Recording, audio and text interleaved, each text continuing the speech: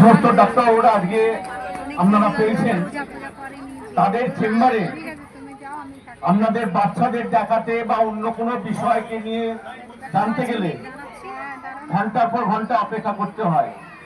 সেই সমস্ত ডাক্তারবাবুদের আজকে আপনারা সামনে পেয়েছেন। আপনাদের যে প্রশ্নগুলো মনের মধ্যে ঘোরে সেই প্রশ্নগুলো আপনারা বলবেন, ওনারা সেই প্রশ্নের উত্তর দেবে। আমি আমি পরিচয় করে দিই আগে ডাক্তারবাবুদের। আমাদের মধ্যে রয়েছে ডাক্তার সঞ্জয় ব্যানার্জি, উনি শিশু চিকিৎসক উত্তরপাড়া। ডাক্তার সুদীপ্ত কর, উনি আমাদের দাঁতের দেখভাল করেন, অর্থাৎ উনি একজন ডেন্টিস্ট।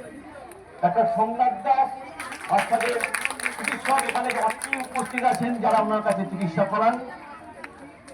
ডাক্তার সুশান্ত কুণ্ডু, উনি আমাদের মধ্যে সিনিয়র মোস্ট একজন ডাক্তারবাবু, উনি গাইনোকোলজিস্ট, এই অঞ্চলের একজন অন্যতম প্রসিদ্ধ ব্যক্তি। আমাদের মধ্যে রয়েছেন ডক্টর ডলি বসু, উনিও একজন প্রসিদ্ধ গাইনোকোলজিস্ট এবং আপনারা অনেকেই ওনার কাছে চিকিৎসা করেন।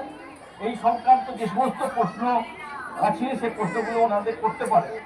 এমনকি যারা মায়েরা আছেন তারা যদি মনে করেন যে তাদের প্রশ্নগুলো পরবর্তীকালে একান্তে করবেন, সেই পজিশন আপনারা, সেই সুযোগ আপনারা পাবেন। আর আমাদের মধ্যে রয়েছে সব থেকে আমাদের জুনিয়র আকাশ দাস, উনি এমডি করছেন, খুব প্রখ্যাত ডাক্তার, এখন উনি চিকিৎসা করছেন বালি অঞ্চলে। এই আপনাদের সঙ্গে ডাক্তার ওদের পরিচয় করে দিলাম। এবং আমাদের মধ্যে রয়েছেন অসিত সাহা, আমাদের অত্যন্ত ওয়েল উইশার এবং আমাদের সমস্ত কাজকর্মে উনি আমাদের সঙ্গে থাকেন। বালি থানার একসময় আইসি ছিলেন, উত্তরপাড়াতে ছিলেন এবং অন্যান্য আমাদের কলকাতা পুলিশ এবং রাজ্য পুলিশের বিভিন্ন সর্বোচ্চ পদাধিকার উনি সামলেছেন। উনি এবং আমাদের সঙ্গে আকাশের সঙ্গে উনি অন্যান্যভাবে ওনাকেও আমরা ওনাকে মাইকটা তুলে দিচ্ছি। অতনু সেনগুপ্ত আপনাদের প্রশ্নগুলো ডাক্তারবাবুদের কাছে পৌঁছে দেবেন। মাইক গেছে তো তাহলে? হ্যাঁ, ঠিক আছে, থ্যাংক ইউ। নমস্কার, আপনাদের কাছ থেকে কিছু প্রশ্ন আমরা পেয়েছি, তো ডাক্তারবাবুদের উদ্দেশ্যে বলছি। বেশিরভাগ প্রশ্নই কিন্তু বাচ্চাদের রাগ, জেদ, অভিমান এইগুলো নিয়ে প্রশ্নগুলো করেছেন। তো 2 বছর বয়সে বাচ্চার জেদ ও রাগ রয়েছে অনেক বাচ্চাদের, এগুলো কিভাবে কন্ট্রোল করা যায়?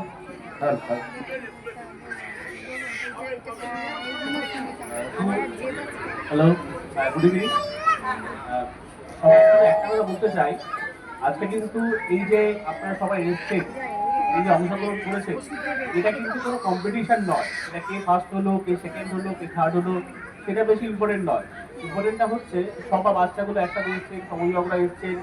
এই যে বিভিন্ন রকম আমাদের উদ্দেশ্যটা কিন্তু কাউকে ফার্স্ট, কাউকে সেকেন্ড করা নয়।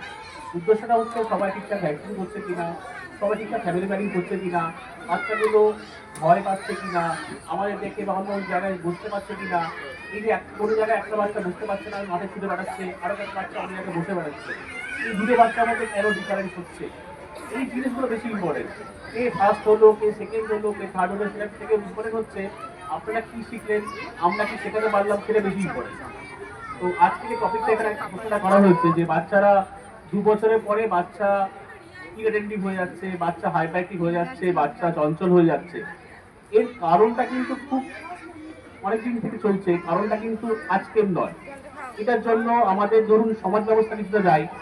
যেমন ধরুন আগেকার দিনে জয়েন্ট ফ্যামিলি হতো, একটা ফ্যামিলিতে বাবা, কাকা, জ্যাঠা, দাদু, দিদা, একটা বড় পরিবার হতো।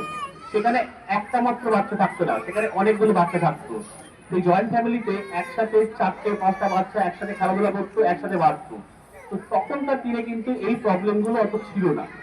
এখনকার দিনে যত আমরা নিউক্লিয়ার ফ্যামিলি হচ্ছি, যত আমরা হাজব্যান্ড ওয়াইফ দুজনে কাজে বেরোচ্ছি, ততই সমস্যাগুলো কিন্তু বাড়ছে। আমরা যখনই বাচ্চা 6 মাস হয়ে যাচ্ছে, আমরা হয় নিজেরা কাজে বেরিয়ে যাচ্ছি, বাচ্চাকে কোনো আয়ার কাছে দিয়ে দিচ্ছি, সেই আয়া তার নিজের কাজের মতো কাজকর্ম করছে এবং বাচ্চাকে চুপ করানোর জন্য মোবাইল দিয়ে দিচ্ছে। কিংবা যারা বাড়িতে আসেন বাবা মা, তারাও অনেক সময় বাচ্চার কান্নাকাটি সহ্য করতে না পেরে প্রথম থেকে মোবাইল দিচ্ছেন। তো ওই প্রথম পদক্ষেপটা কিন্তু খুব ভাইটাল। যেই আপনি বাচ্চাকে একটা মোবাইল এক্সপোজ করে দিচ্ছেন বা স্ক্রিন দিচ্ছেন, তখন অটোমেটিক্যালি ওর ব্রেন কিন্তু অন্যরকম ভাবে অ্যাক্টিভেট করতে শুরু করবে। আগে এই প্রথম প্রিভেনশনটা কিন্তু আপনাকে ওখানে করতে হবে। বাচ্চাকে মোবাইল দেখানো যাবে না, যে হোক করেই হোক। দয়া করে যখন আপনারা সময় পাবেন, বাচ্চার সামনে নিজেরাও মোবাইল নিয়ে বসবেন না। আপনারা গল্পের বই নিয়ে বসুন, দরকার হলে ওর সামনে বই পড়তে থাকুন, দরকার হলে কথা বলতে শুনুন, একটা দুটো করে ইন্টারাকশন করুন। বাচ্চার সাথে ইন্টারাকশন না করলে তার বৃদ্ধি হবে না। শারীরিক বৃদ্ধি হবে, বাচ্চার ওজন বেড়ে যাবে, হাইট বেড়ে যাবে, সব হয়ে যাবে, বাট মেন্টাল বৃদ্ধি, বাচ্চার মানসিক বৃদ্ধি কিন্তু হবে না। মানসিক বৃদ্ধি করতে গেলে বাচ্চার সঙ্গে ইন্টারাকশন করতে হবে, এবং যেটা করতে হবে আপনাদেরকে, বাচ্চাদেরকে নিয়মিত নিয়ে সময় নিয়ে বিকালে পার্কে বেরোতে হবে। একটা বাচ্চার সাথে আরেকটা বাচ্চার যাতে ইন্টারাকশন হয়। এই দেখুন বাচ্চাগুলো ছুটে ছুটে বেড়াচ্ছে, এটা কিন্তু আপনাদের প্রত্যেক দিন বিকালে করতে হবে, যাতে একটা বাচ্চা অন্য বাচ্চার সঙ্গে মিশতে পারে। একটা বাচ্চা অন্য বাচ্চাকে দেখে ভয় পাচ্ছে, কান্নাকাটি করছে, যাচ্ছে না, শুধু একটা খেলনা নিয়ে পড়ে থাকছে, একজনের কাছে যাচ্ছে, এগুলো কিন্তু খারাপ লক্ষণ। এই খারাপ লক্ষণটাকে কাটানোর জন্য সোশ্যালাইজেশন দরকার। সোশ্যালাইজেশন করতে গেলে মেশাতে হবে সবাইকে, এবং হাইপার অ্যাক্টিভিটি হচ্ছে সেটা চিকিৎসা করে, যাতে না হয় তার ব্যবস্থা করতে হবে আপনাকে। নিজেদেরকেও শান্ত হতে হবে। আপনারা নিজেরা যদি বাচ্চা যেটা চাইছে সেটা দেওয়া যাবে না। বেশিরভাগ ক্ষেত্রে কি হয়, বাচ্চা অনেক সময় যেটা চাইলো আমাদের পরিবারে কেউ না কেউ সেটা ফুলফিল করে দিচ্ছে। সে দাদু ফুলফিল করুক, মা ফুলফিল করুক, বাবা ফুলফিল করুক, কেউ না কেউ সেটা ফুলফিল করতে থাকে। আমাদের কিন্তু ঠিক উল্টোটা করতে হবে। ওকে যেটা দেওয়া দরকার সেটা দেবো, যেটা দেওয়া দরকার নেই সে জেদ করলেও আমরা দেবো না। সেটা যদি করতে পারেন তাহলে কিন্তু বাচ্চাকে কন্ট্রোল করা সম্ভব, না হলে কিন্তু কন্ট্রোল করা সম্ভব নয়। বাবা দিচ্ছে না, মা দিচ্ছে, বাবা মা দিচ্ছে, রাজু দিচ্ছে, আলটিমেটলি কিন্তু ও জানে যে আমি জেদ করতে থাকলে আমি পেয়ে যাচ্ছি, তো কিন্তু না পাওয়াটা বোঝে না। সেক্ষেত্রে কিন্তু বারবার করে বলা হচ্ছে, বাচ্চা যখন জেদ করবে, যখন কিছু করবে, তখন আপনারা শান্ত হয়ে বসবেন, এবং ধীরে ধীরে দেখবেন বাচ্চা যখন দেখবে যে আপনি গুরুত্ব দিচ্ছেন না বাচ্চাকে, তখন এই অ্যাটেনশন থেকে বিহেভিয়ারটা কমবে, অটোমেটিক্যালি ও শান্ত হবে। ঠিক আছে?